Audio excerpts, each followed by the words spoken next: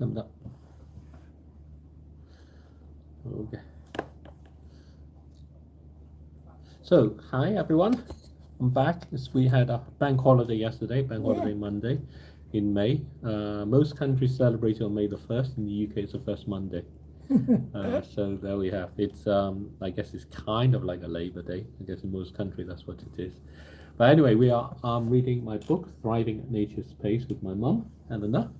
And it's a new approach to climate change, so please do recommend it. We're on chapter 14, the fourth part, which is about how investments work, or reconciling investments. And this chapter is about how money works. So this section is actually kind of the sequel to my first book, The Unsustainable Truth, which kind of talked about how investments don't work. So reconciling investments is a pointer back to that book. So please consider that one as well, The Unsustainable Truth. So here we are, how money works. In today's world, money is largely electronic. This is perhaps the final step in the development of money. This journey has taken it from using beautiful and rare shells as money through actual physical gold and silver pieces to the non-corporeal electronic forms today. Along the way, and still very much in use in every country, money is the pieces of paper that are carried in wallets and purses. They are a convenient medium to exchange financial value. Humans have been using paper money for a long time. The Chinese were the first. Chinese merchants in the 8th century wrote drafts to each other that could be used in exchange for goods. They did this to trade with each other across long distances. The paper drafts were easier and safer to carry. The system worked by merchants depositing actual money at one place where the drafts would be issued, and the paper then provided the assurance that money was present and could be collected by the holder of the drafts. This system was later adopted by the Chinese government for paying taxes. More durable silk notes eventually replaced paper, and by the 13th century, unified currency had been established across the country and was used outside the country along its trade routes. However, inflation eventually led to the return of silver coinage.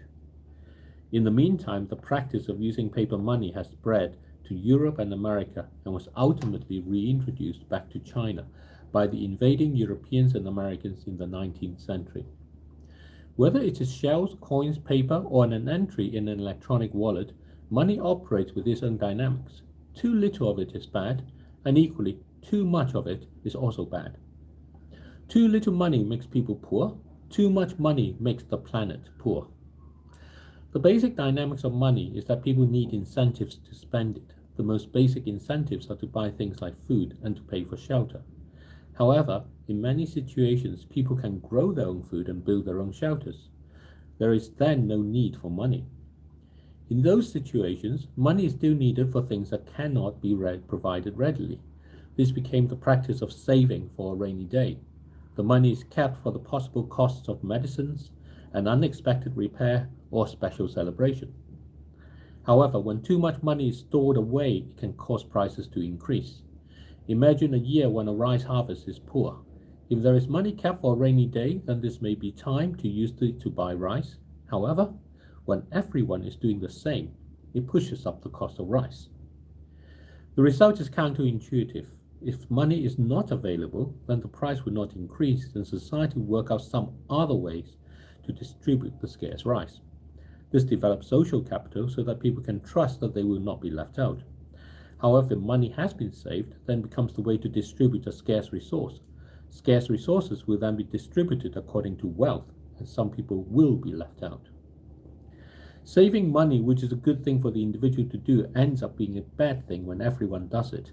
If too much money is available, it will inevitably cause prices to rise. This is what happened across the world at the end of the COVID-19 lockdowns. It led to the cost of living rising everywhere. During the months of lockdown, people had no opportunity to spend.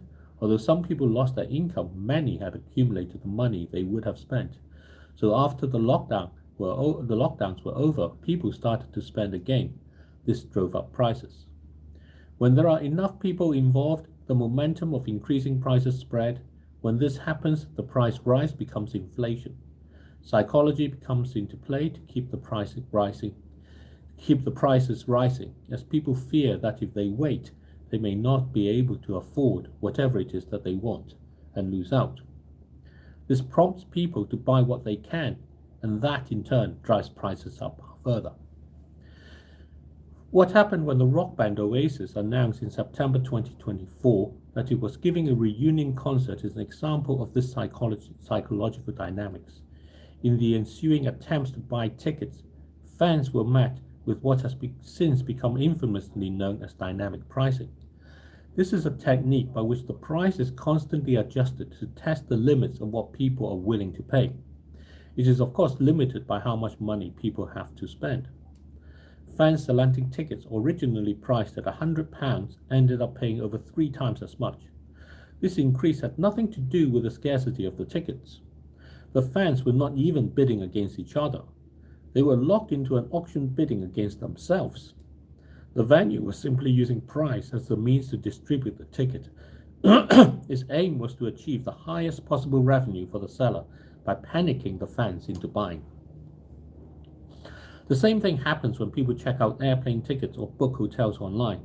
When a person repeats a search, it gives a signal to the website that there is interest.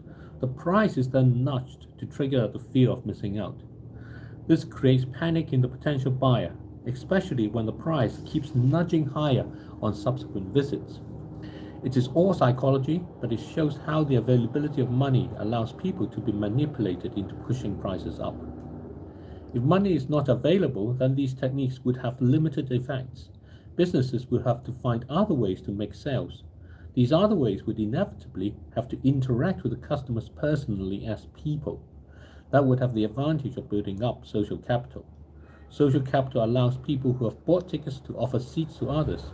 When everything is distributed by money, the cost of the seat is so high that those who have managed to buy one feel they have bought the right not to offer the seat to anyone else. This is the point of money. It is to make social capital unnecessary. It is embedded in the paper drafts the Chinese merchants used in the 8th century. Merchants can use them to do business without caring for each other. It didn't matter who the other merchants were. That's what makes money powerful. People don't have to care about the people they transact with. They only care that the money is good. Of course, this creates problems regarding how people may want society to work. These are not problems about how money works. From the money side, what it shows is that too much money causes inflation. It brings about the need for macroeconomics. This is the economics of money in the aggregate. This is about the dynamics of money when it is used collectively and its consequences. Often, these consequences are counterintuitive. I think we'll stop here. What do you think? No? Should we stop here? Yeah. Okay, any thoughts? 夠鐘未啊？ We're waiting actually to go on to Women's Hour at the moment. My mum is just asking, is it time? We have plenty of time because the lady who does the music for our singing group, VIP Singers, St. Thomas's Hospital in London, if anybody who's visually impaired, VIP Singers, and want to spend Saturday morning singing beautiful songs and having a great time with each other.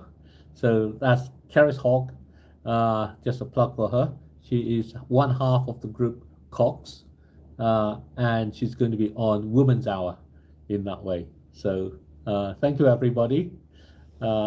Take care. Bye-bye. Bye.